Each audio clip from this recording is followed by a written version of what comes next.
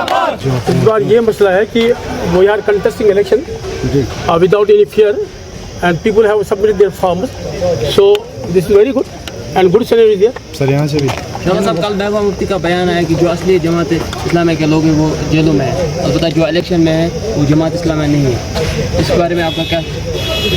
ये एक गैर मस्तूरात का बयान है। It is not the statement of the जमात।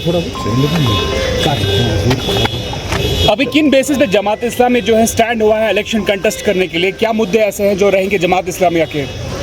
आप जानते हैं कि सेनेटर बदल चुका है, नैरेटिव बदल चुका है, इसलिए आप ये भी जानते हैं कि जमात पर पाबंदी है।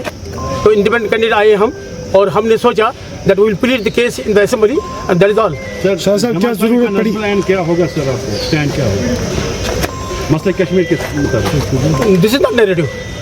मैनिफेस्टो क्या रहेगा जमात इस्लामिया का? क्या रहेगा सर मैनिफेस्टो के बारे में? आपका क्या? सियासत के बारे में आप क्यों कहते हैं? आप क्यों ये सब इग्नोर कर रहे हैं? जमात इस्लामी ने 1972 में भी इलेक्शन लड़ा है, बल्दियाती इलेक्शन लड़े हैं, टाउन के इलेक्शन लड़े हैं, असेंबली के इलेक्शन लड़े हैं और पार्लियामेंट का भी इलेक्शन है। This is not new for people. तो आपका मैनिफेस्टो क्या रहेगा? मैनिफेस्टो हमारी डिमांड होंगे because it is not the party manifesto. I am contesting independent candidate, so I will have independent these demands before which I will put, if I am successful I will put before the government. Sir, जिस तरह से महबूबा मुफ्ती का बयान सामने आया, उसने कहा कि जो लोग कल तक आज़ादी ढूंढते थे आज वो इलेक्शन मांग रहे हैं, तो आप उसको कैसे देखें? उसी से पूछिए क्यों, what are the reason for it? उससे पूछिए what are the reason for it. She should narrate, she should tell the reason.